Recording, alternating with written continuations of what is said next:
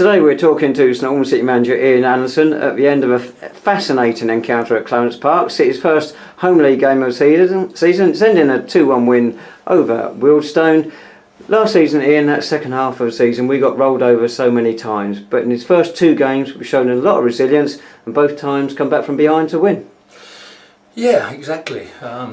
We've probably hopefully come a bit further than we was when we played them back in, I think it was February, March time now, and then we did roll over last year and got our backside smacked. Where you've seen again today, we haven't played well, but the resilience in the side is there to see. We've got a much younger side now. We've got lots of energy and willingness to go and work. And as I said to them as a change room there, they've been fantastic tonight. They've put their bodies on the line for us, and literally, obviously they got the result. Again, you've got to give them. I thought Wealdstone were excellent tonight. I thought they were a good side. They've got some very good players and they cause us lots of problems. But sometimes you can't be good every week, and we've had to dig very, very deep and scrape out a win, which, playing for I think 40 minutes in the second half was a fantastic result, and the players have been outstanding. Sam Merson got us back on level terms just before half time. It was a goal out of the blue and we desperately needed it. Yeah, as I said, I felt the first sort of 5-10 minutes we started okay, and then there was a lot of free kicks given away tonight, whether they are free kicks or whether people are falling over very easy. It's a shame we don't have that sort of system like the Premiership are going to have now to see whether players are deceiving the referees, because there was a lot of free kicks given, and I said to the players before the game that there's free kicks will cause us problems, and that's what happened. Free kick, they didn't really open us up in any sort of play at all. It was mainly set pieces that caused us problems today, and in the end they scored from one. Sam Merson hasn't done his job properly. He went with Josh Hill, but he thought he was going to go out for a goal kick, left it, and Josh obviously reacted better than him and scored the goal. But for us to react within sort of 2 or 3 minutes of that with the goal, and Sam, as you said, he never really had a kick for the first 43 minutes. Reacted great, took his goal well, and the rest is history at the end. Zane Banton's goal, terrific run, great composure at the end of it, and funny enough, a few other chances. I think it's Kieran Monlouis early in the second half. David Noble maybe could have had a shot and he didn't, and then Reece Williamson. If they had all shown a bit more composure, we could have actually given ourselves a bit more of a cushion to defend. Yeah, we could have done, but I think we only had 10 men at the time. I think apart from the Kieran one, just after half time, we had 11. The rest of them were all with 10 men, so it was always difficult for us to come out because we're having to just got our backs to the wall. They were pushing extra bodies forward, they're pushing their fullbacks on, and it was tough. The boys had to dig in very deep, but them 2 or 3 chances we had after that all come with 10 men, and obviously Zane's goal come with 10 men. So full credit to our boys, because they kept believing they could get something out of the game, but also they kept a fantastic shape in terms of the 4 and the 4 in front of Dean, and really, he's had one shot into his belly. Really, nothing else has really caused him any problems. You mentioned we had 10 players there. Of course, 10 minutes into the second half, Tom Bender sent off handball on the goal line. Second time he's gone for handball inside a 6-yard box. A bit of controversy about it, whether it was handball or not. Well, I can only go by what the players have said, and I can only go by what Tom Bender said, and I think Tom's a very honest boy. He's blatantly denied handballing it. He's got a massive red mark on his chest. I spoke to the referee about this after the game, but he said that could have been planted after he was sent off. So there's lots of things there that you have to be 100%. My argument is you have to be 100% sure. The linesman flagged for offside. The linesman didn't see a handball. The referee see it, and he's probably the only person for me that's seen it on the pitch.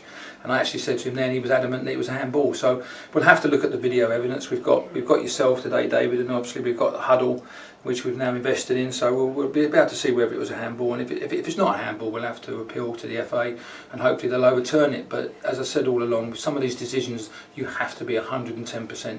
They talk about a double whammy. We've been punished by sending off and given a penalty. Unfortunately, they've missed the penalty. But for me, it's not a blatant handball. He's not punched the ball over the line. He's tried to block it. It's hit him in the chest with the mark he's got there. Even if it hits him on the arm, it's a penalty, but it's not a blatant penalty. It's not a deliberate handball, and they're the things you have to look at. Why should we get punished twice? Unfortunately, we got away with it because they missed a penalty and we managed to get a 2-1 victory. But it would have been a shame on the boys to give something away, and we're just relying on obviously a referee's decision again. You mentioned there they missed a penalty because it's Elliot Benyon, one of 5 former Saints in the Wealdstone side. That gave us a lift, but for you still had to make some changes, and a tactical one followed shortly afterwards. Yeah, we had to. It was a shame for Sean, because obviously playing against his Wealdstone against his previous side, but I had to get Tom Gardner on there as another centre half. And I thought Tom come on, and he lost his place on Saturday to Harold. I thought the back four was extremely good the way they defended today. They defended narrow and kept the chances down to a minimum. But unfortunately, Sean lost his place at the time because we had to put the centre half on. Then David Noble got a little bit tired. I need to speak to the groundsman because the grass is very, very long here at the moment, and it's probably too long. And then we need to have a little chat about that because there's a lot of loose grass on there today, and that really hasn't helped the flow of the game, and it hasn't really helped our passing, I felt. So we'll talk about that, and then obviously bring in Rhys Morel on, and obviously Charlie Walker on for Sam Merson, because Charlie obviously just give us fresh legs there with the last sort of 20-25 minutes to go. So again, it was a strange one because we just felt maybe you needed a Scotty Thomas or a Percy in midfield, but Kieran went in there and did a great job for us as well. You've mentioned Tom Gardner came on there. We were talking at the end of the game, and a few people were saying he had an excellent game, looked really good when he came on. But the more we talked, it was actually hard to pinpoint anyone in the defence who was sort of poor or not excellent. Well, that must be pleasing after sort of the last few months of this last season as well. Yeah, I think without a shadow of doubt. I mean, obviously, Lane Eady's come in and done a great job there. Harold Joseph has come in, and we've got to bear in mind that they're both Roman Premier players that we brought into the squad. So, they're trying to set their stall out in the Conference South, and I think so far in both games they've put in tremendous displays. And Tom Gardner, as I say, lost his place on Saturday to Harold. I chose Harold on Saturday, chose him again tonight. And sometimes you get a reaction when the players sulk a little bit, but he hasn't. He's got his head down, he's come on, and I thought he was excellent when he came on. He won his headers, he cleared his lines, and he defended properly as a centre-half should do. And if we do that, we'll be fine. But as I said on Saturday, we're still a very young side. We're still learning, and we've still opportunities to keep the ball better than what we've done. And sometimes we'll get punished if we don't do the good things right. And at the moment, we've had to dig very deep today, as I said, against a good Wealdstone side. And trust me, they'll be up there at the end of the season. They won't lose many games, I don't think, this season. And that was a massive 3 points today. I mean, just how much will that improve the confidence around the place, beating a team like Wealdstone and in the manner you've done so? I hope so. I mean, obviously, with young players, and the energy is the most important thing, and I think we've got an energy about the team, which is what we need. And in that last 15-20 minutes, the crowd were excellent when we needed them, because they got behind the players and give them a lift, and they kept the players going. But we should be building on stuff like this. This is the confidence we need. As I said to you, the squad is very, very thin. We've got a 16-man squad here. I need to try and bring 1 or 2 players in, but I need to try and find 1 or 2 players with a bit of experience, which will help some of these younger lads. Ben Herts, we know Ben's into his early 30s now. David's into his middle 30s, so David Noble, that is. Apart from that, I think Charlie Walker's the next oldest at sort of 26. So, we are a young side, and then we go into like the early 20s in terms of some of the players we've got here. So experience will come from that. But we've just got to go and keep playing football, trying to play the right way. And, full credit, as I say, to Wealdstone. They stopped us playing today, and we had to dig very, very deep to get that 3 points. But it's great at the end. The players deserved it, the supporters deserved it, and we've got to take that forward to Saturday now against Western. People always say it's best not to read anything into pre-season form, Ian, and ours wasn't great. But you've had David Noble back last 2 games, and of course we won those 2 games.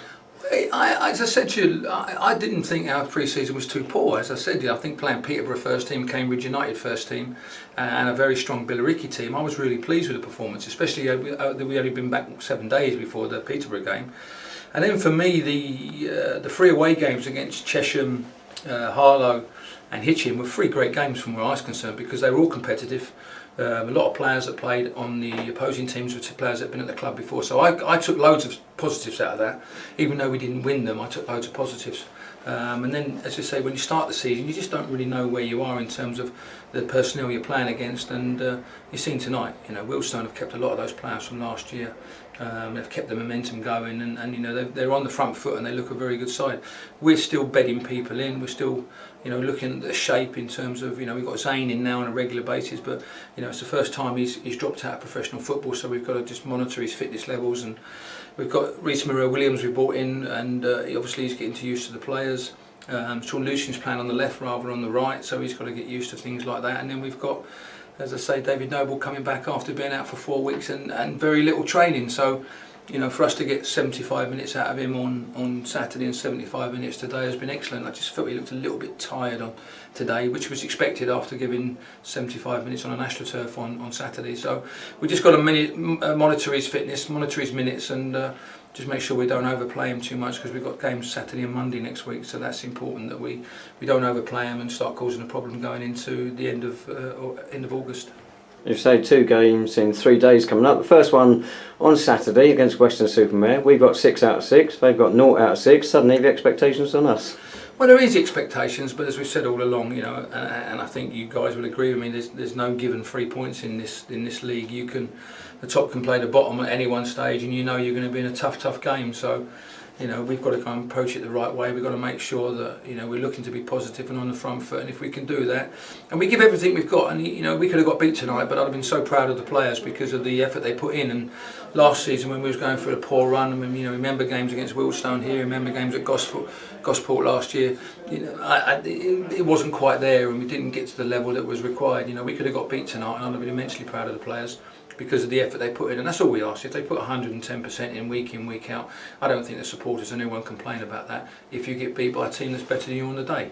Tonight, as I said to you, they were the better team than us, but we picked up 3 points. We've got to make sure that we approach the game right on Saturday, not look at the league table. We've got to make sure when we come off that pitch at 20-5 that we've got a further 3 points. Thanks so much, Ian, and congratulations on a fantastic start to the season. Thank you.